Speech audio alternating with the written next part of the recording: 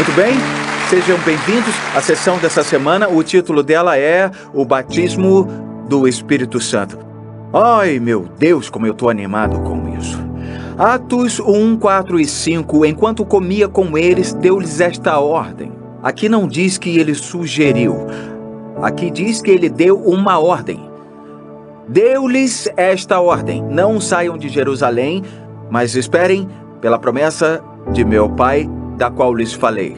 Prestem atenção em mim, pois João batizou com água, mas dentro de poucos dias vocês serão batizados com o Espírito Santo. Jesus olha para eles e diz: não iniciem o ministério de vocês, não comecem a pregar o evangelho por todo o mundo, não iniciem igrejas até que vocês sejam cobertos de poder.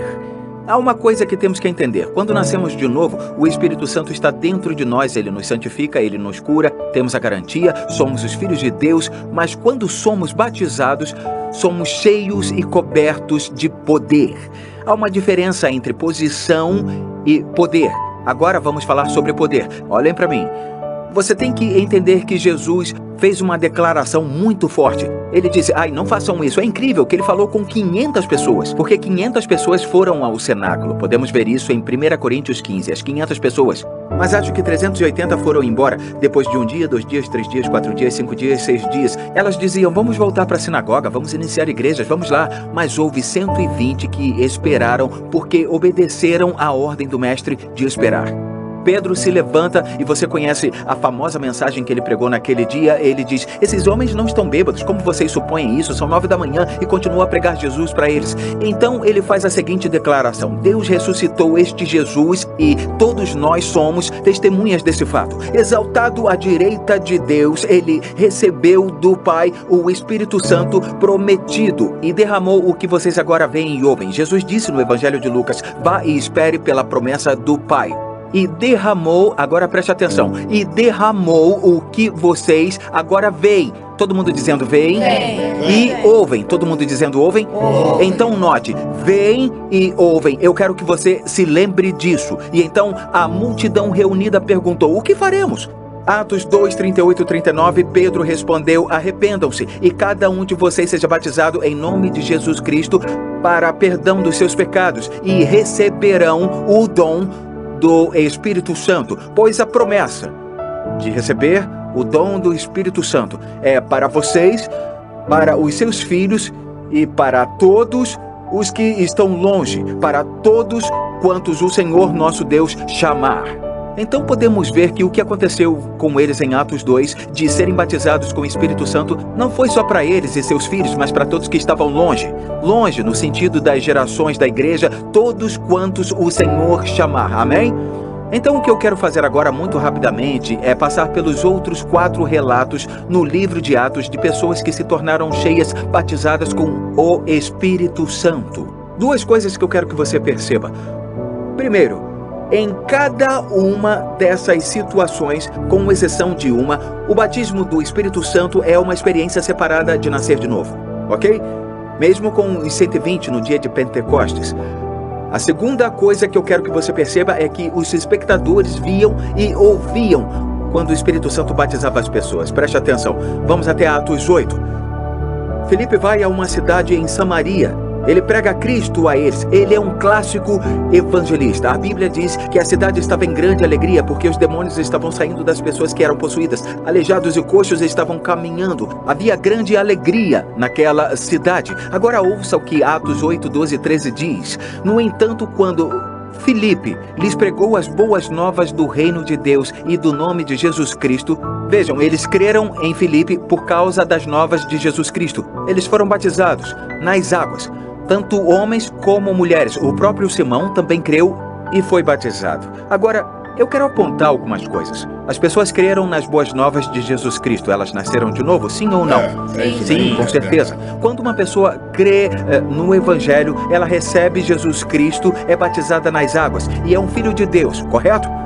Então, eles foram batizados nas águas e, de acordo com a Bíblia, eles nasceram de novo no reino de Deus. Mas ouça o que os versículos 14 e 16 dizem.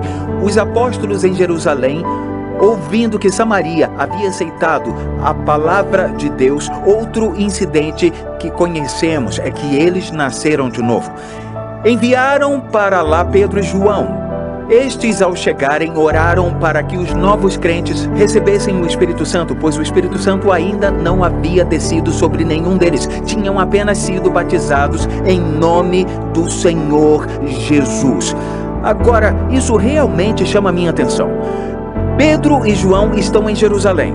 Jerusalém, eu encontrei em duas fontes diferentes, fica de 55 a 67 quilômetros de Samaria. Mas eles não tinham automóveis. Eles não entraram no carro e chegaram lá em 45 minutos, tá bom? Eles tiveram que caminhar até lá, queridos. Sabem o que é uma caminhada de 3 dias? Ou, se eles tivessem um camelo, um cavalo ou um burro, a viagem seria um pouco mais curta, mas é uma boa viagem. Mas foram enviados para aquelas pessoas se tornarem cheias do Espírito Santo. Isso mostra o quanto ser cheio do Espírito Santo era importante para aqueles discípulos. Temos mais confirmação em Atos 8, 14 a 16, que eu acabei de ler para vocês, pois ali diz que eles haviam sido batizados em nome do Senhor Jesus. Sabemos que estavam salvos porque ninguém pode dizer que Jesus é o Senhor a não ser pelo Espírito Santo. Então eles tinham o Espírito de Deus, mas uma coisa é tê-lo em nós e nos influenciando, e outra é ser salvo, selado e santificado por Ele, e outra coisa é ser cheio dele, não é? Foi para isso que Pedro e João foram até lá. Como nós pedimos o Espírito Santo? Jesus simplesmente nos diz em Lucas 11, se vocês, apesar de serem maus, sabem dar boas coisas aos seus filhos, quanto mais o Pai de vocês que está nos céus. Note que Jesus diz, o Pai de vocês que está nos céus, você já é filho de Deus. Dará o Espírito Santo a quem o pedir. Jesus fez essa declaração, o mundo não pode receber o Espírito da verdade. Então depois lemos em Atos 8, 17 a 19. Então Pedro e João lhes impuseram as mãos e eles receberam o Espírito Santo. As pessoas já eram salvas, já haviam nascido de novo, mas os apóstolos impuseram as mãos e receberam o Espírito Santo. E vendo Simão, repitam comigo, Simão, que o Espírito Santo era dado com a imposição das mãos dos apóstolos, ofereceu-lhes dinheiro e disse, dê-me também este poder para que a pessoa sobre quem eu impuser as mãos receba o Espírito Santo. Esse é um dos incidentes, e um dos poucos, posso dizer, em que não vemos nada dizendo que eles falaram em línguas e profetizaram. No entanto, sabemos que isso ocorreu porque Simão viu acontecer. Então você tem que saber que quando o Espírito vem, muitas vezes há uma manifestação externa. Muitas vezes, biblicamente, é falar em línguas e profetizar. Isso era tão notável que um ex-feiticeiro que havia sido salvo disse, eu quero dar dinheiro a vocês porque eu quero isso. Vocês estão vendo isso? Sabem o que aconteceu? Pedro disse, pereça você com seu dinheiro, você precisa pedir perdão a Deus. Então, alguns comentários. Número 1, aquelas pessoas já haviam nascido de novo. Elas já haviam recebido Jesus e depois oraram para receber o Espírito Santo. Número 2, quando ele se manifestou, elas viram a manifestação externa quando ele batizou ou encheu suas vidas. O exemplo disso seria Paulo de Tarso em Atos 9. Sabemos que Saulo está a caminho de destruir os cristãos e Jesus fala do céu para ele. E ele diz, Saulo, Saulo, por que você me persegue? Saulo imediatamente perguntou quem era e o Senhor respondeu, sou eu, Jesus. Saulo então disse, Senhor, o que quer que eu faça? Ele recebeu a ordem de ir a Damasco e lá receberia ordens. Você percebeu que ele disse, Senhor, o que o Senhor quer que eu faça? Quando nós confessamos Jesus como Senhor, nascemos de novo. Eu creio que Paulo se converteu no caminho para Damasco. Ok? Deixa eu dizer, se ele não tivesse se convertido, não teria jejuado 3 dias. Segundo, quando Ananias chegou, porque Deus fala, o Espírito Santo fala com um discípulo em Damasco. E ele diz a Ananias, vá e ore pelo seu irmão Saulo, para que ele recupere a visão e seja cheio do Espírito Santo. Então Ananias chega à casa de Simão. Ananias olha para Saulo, lembre-se que Saulo não pode ver, e Ananias diz, irmão Saulo. Olha, ele não diz Saulo, ele diz irmão Saulo. Saulo já havia nascido de novo. Ele nasceu de novo quando encontrou Jesus naquele caminho. O Senhor Jesus que lhe apareceu no caminho por onde você vinha. Enviou-me para que você volte a ver e seja cheio do Espírito Santo. Se recebemos o derramamento do Espírito quando nascemos de novo, por que Ananias teve que orar para que Saulo fosse cheio do Espírito Santo? Agora, Saulo não fala em línguas em Atos capítulo 9. Porém, mais tarde ele disse: dou graças a Deus por falar em línguas mais do que todos vocês. Quando isso aconteceu, eu acho que foi quando ele recebeu o Espírito Santo. Vamos até Cornélio, ele está em Atos 10, ele é o primeiro gentio a ser salvo, ele é na verdade um centurião, ele é um oficial do exército romano, um anjo aparece a ele, pois ele é um cara que ama a Deus, ele não conhece a Deus, mas está dando esmola aos pobres, está orando a Deus, e um anjo se coloca diante dele e diz: é melhor você chamar Pedro. É bem impressionante que um anjo não disse como ele deve ser salvo, diz que tem que chamar Pedro. Então ele enviou seus soldados para encontrar Pedro. Pedro estava no telhado, ele teve uma visão e Deus diz: eu enviei 3 homens, vá com eles, mas sem fazer perguntas. Por que o Espírito diz não faça perguntas? Porque os judeus não se associavam com os gentios. Porque o que estava prestes a acontecer era completamente fora do comum. Pedro não ousaria entrar na casa de um gentio, mas estava prestes a fazer isso porque esses 3 homens o estavam levando à casa de Cornélio. Pedro estava em choque. Peraí, eu conheço a voz do Espírito Santo, mas acabei de entrar na casa de um gentio. Então Pedro diz: tudo bem, você viu um anjo? Eu vou pregar. Então ele começa a pregar sobre Jesus. Sabe o que é incrível? Ele fala 5 parágrafos da sua mensagem e o Espírito Santo desce sobre Cornélio e toda a sua casa. E veja o que diz: enquanto Pedro ainda estava falando essas palavras, o Espírito Santo desceu sobre todos os que ouviam a mensagem. Os judeus convertidos que vieram com Paulo ficaram admirados de que o dom do Espírito Santo fosse derramado até sobre os gentios, pois os ouviam falando em línguas e exaltando a Deus. Este é o único incidente na Bíblia em que encontramos Deus batizando e salvando pessoas exatamente ao mesmo tempo. Eu acho que isso aconteceu por um motivo, mas eu acho que você pode contestar. Quando nós oramos para que uma pessoa aceite Jesus, não vemos uma manifestação externa. Pedro então pensa: esses caras não vão aceitar Jesus, eles são gentios. Então Deus diz: eu tenho que neutralizar a mentalidade desses caras e dar a eles o pacote inteiro de uma vez só. É a única vez que isso acontece na Bíblia. Como Pedro sabia que Jesus havia chegado aos gentios? Foi porque viu eles fazendo o quê? Falando em línguas, porque ele lhes havia dado o Espírito Santo. Estão comigo? O último é em Efésios, está em Atos 19. O apóstolo Paulo foi a Efésios e encontrou alguns discípulos. A primeira pergunta que faz é essa: isso chama a minha atenção. Vocês receberam o Espírito Santo quando creram?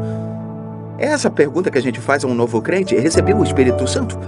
Eu estava na Bulgária com a Lisa pregando o Evangelho e um pastor de lá, ele foi salvo quando os comunistas estavam reinando com um pulso de ferro. Pessoas sendo salvas em igrejas subterrâneas e o mover do Espírito estava acontecendo. Aquele pastor me disse: eu me abri, eu estava ali com aquele homem mundano, ele estava cheio de drogas, era alcoólatra, fazia parte do exército russo, ou como você queria chamar, o exército comunista, e ele disse: eu entrei naquela reunião secreta e uma mulher abriu a porta e me disse: vem cá, você já recebeu o Espírito? E ele pensou: de que Espírito ela está falando? Mas isso era tão real para aquelas pessoas. Os cristãos naquelas comunidades daquela época, eles foram perseguidos por isso. E essa foi a primeira pergunta: você já recebeu o Espírito Santo? Uma vez eu estava pregando aqui em Colorado Springs e um dos membros da minha equipe estava no fundo da igreja, e enquanto eu pregava, ela achava que estava orando em línguas. Todo o tempo enquanto eu pregava, ela sentia um desejo forte de orar em línguas. Quando o culto terminou, um senhor que estava a 2 fileiras à frente dela se levantou e disse a ela: o seu francês é perfeito. Você não só fala francês perfeitamente, mas com um sotaque perfeito do antigo dialeto francês. E ele disse: eu sou professor de francês e nunca vi alguém falar tão bem como você. E ela disse: eu não falo francês. E ele disse: tá brincando comigo? Ela disse: não, eu não falo francês. Eu sei dizer parlez-vous français, mas só isso. Ele disse: você falava perfeitamente. Aquilo foi um sinal para ele. Então ele olhou para ela e disse: não foi só isso. Você estava citando em francês versículos. E depois ele dizia: abram suas Bíblias. Naquele versículo, você citava antes dele dizer. Isso foi um sinal para eles. Estão comigo? Esse foi o tipo de línguas que se manifestou no dia de Pentecostes. Aqueles homens não eram instruídos, mas estavam falando perfeitamente nos idiomas e dialetos dos judeus de todas as partes do mundo. Aquilo foi um sinal para eles. Nossa, esses homens sem estudo nem aprenderam o meu idioma e estão falando perfeitamente na minha língua sobre as obras maravilhosas de Deus. Aquilo foi um sinal e eles foram salvos. Isso é línguas para um sinal. Entendeu? Tudo bem. A próxima é língua dada para interpretação. O segundo tipo é público também. Essas línguas são idiomas celestiais e não há nenhum dialeto como este na terra. Você diz idiomas celestiais, existe mais de um idioma no céu? Sim, existe. Você sabia que Jesus tem um nome que ninguém conhece a não ser Ele mesmo? Sabia que Ele nos dá uma pedra e algo escrito nela que somente você e Ele saberão? Existem idiomas celestiais. Você está comigo? Então não fique surpreso com isso. Eu não sei como isso funciona, mas eu sei que a Bíblia diz isso, tá bom? Mas é quando uma pessoa começa a falar o idioma do céu, que não é um idioma da terra, o qual nós estudamos e falamos com outras pessoas. Esse é um idioma completamente diferente, que ninguém na face da terra conhece. E para ser muito sincero com você, são as 3 línguas que nós vamos ver. Eu me lembro de quando eu estava em Singapura. Eu vou te dizer que nunca esquecerei disso enquanto eu viver. Eu estava me preparando para pregar numa grande igreja e tinha uma varanda e de repente um homem começou a falar numa língua desconhecida. Não era um idioma da terra, era um idioma celestial. Foi tão maravilhoso. Eu estava ali sentado e comecei a ficar arrepiado e depois o homem começou a interpretar aquela língua. Você tem que entender que essa língua não é traduzida, ela é interpretada, porque é um idioma celestial, entendeu? Ele começou a interpretá-la e a interpretação era a mensagem que eu ia pregar naquela noite. E eu pensei, ai meu Deus do céu, meus pelos estavam todos arrepiados. Isso é línguas para interpretação. Essa é, na verdade, um dos 9 dons do Espírito Santo sobre o qual 1 Coríntios fala. Essas são as línguas na categoria em que Paulo estava fazendo a pergunta. Falam todos em línguas? Deixe-me ler tudo no contexto. Assim, na igreja, Deus estabeleceu primeiro apóstolos, segundo profetas, terceiro lugar mestres, os que realizam milagres, os que curam, os que prestam ajuda, os que têm dom de ministração, os que falam diversas línguas. São todos apóstolos? Não. São todos profetas? Não. São todos mestres? Não. Todos realizam milagres? Não. Têm todos os dons de curar? Não. Falam todos em línguas? De que línguas está falando? Paulo está falando de uma língua celestial que ninguém entende. A resposta é não. Todos interpretam? A resposta é não. Paulo fala sobre os dons do ministério que Deus estabeleceu na igreja para o ministério público. Certamente nem todos são apóstolos, ou profetas, ou mestres, ou pastores, ou têm os dons de operar milagres e curas, e nem todos têm o dom de falar em línguas ou a capacidade de interpretar idiomas celestiais. Por que isso? Por que isso? A resposta é encontrada no versículo seguinte, 1 Coríntios 14, 22 e 23. Ouça com atenção. Paulo diz, portanto, vamos lembrar que nós já falamos disso, foi o primeiro assunto que falamos. Portanto, as línguas para um sinal, são um sinal para os descrentes, e não para os que creem. Assim, preste atenção, se toda a igreja se reunir e todos falarem em línguas para interpretação, você tem que entender isso, e entrarem alguns não instruídos ou descrentes, não dirão por acaso que vocês estão loucos? Então ele diz que as línguas são um sinal. Depois diz, se todos falarem em línguas, pensarão que vocês são loucos. Se você não entende que são 4 tipos diferentes de línguas, você vai dizer, ele está se contradizendo. As línguas são um sinal para descrentes e os descrentes vão achar que a gente está louco? Ele está se contradizendo ou não? A primeira que ele fala é línguas para o quê? Um sinal. Quando você fala um outro idioma dessa terra que você nunca aprendeu, para aquele professor de francês foi um sinal. Mas se estivéssemos falando em línguas, o idioma celestial, e aquele professor de francês chegasse, ele diria que a gente é louco, não é? São línguas públicas diferentes. Agora, vamos à terceira. Você está entendendo isso, né? Sim. Línguas para a oração pessoal. Paulo diz em 1 Coríntios 14, 15, pois se eu oro em língua, meu espírito ora, mas a minha mente fica infrutífera. Você ouviu isso? Qual é o entendimento? É a minha cabeça, não é?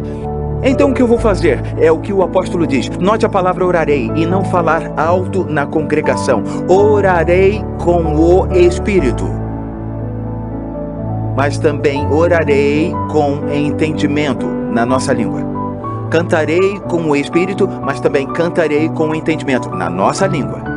Então, o que Paulo está fazendo aqui é identificar línguas como um idioma de oração. Você está entendendo? Ele fala sobre isso em 1 Coríntios 14, quando diz: pois quem fala em língua não fala aos homens, mas fala a Deus. Espera um minuto, as línguas públicas são faladas aos homens. Quando aquele homem falou naquela língua em Singapura, apesar de ser um idioma celestial, ele estava falando a mensagem de Deus a nós como congregação e interpretando aquela mensagem enquanto falava a nós. Quando os apóstolos, no dia de Pentecostes, falavam em línguas para um sinal, falavam às pessoas sobre as obras de Deus. Paulo diz, quando você ora em línguas, quando você fala em línguas, qualquer um dos dois, quando você ora em línguas, não fala aos homens, mas fala a Deus. São línguas para um idioma de oração, tá entendendo isso? Quando falamos com uma das duas línguas públicas, estamos falando a descrentes para um sinal ou línguas para interpretação. Mas quando oramos em línguas, falamos com Deus e não aos homens. Olha o que Judas diz: edifiquem-se, porém, amados, na santíssima fé que vocês têm, orando no Espírito Santo. Acho que todo crente deveria orar em línguas. Agora, deixa eu dizer uma coisa. As pessoas dizem, bom, John, a evidência de que eu sou cheio do Espírito Santo é o fato de eu falar em línguas? Deixa eu dizer uma coisa. Uma pessoa pode ser cheia do Espírito e não falar em línguas. Por quê? Ela não está se rendendo ao rio. Assim como eu posso entrar no rio e não me deixar levar pela correnteza. Por quê? Porque eu não me rendi a ele. É o seguinte, toda pessoa cheia do Espírito tem a capacidade de orar em línguas. Talvez ela ainda não tenha dado um passo, talvez seja porque a fé vem pelo ouvir. Você está entendendo? Então, para deixar isso claro e entendido, você pode ser cheio do Espírito e não falar em línguas porque você não se rendeu a isso. Eu falarei sobre isso na próxima sessão. Tudo bem? Línguas para intercessão.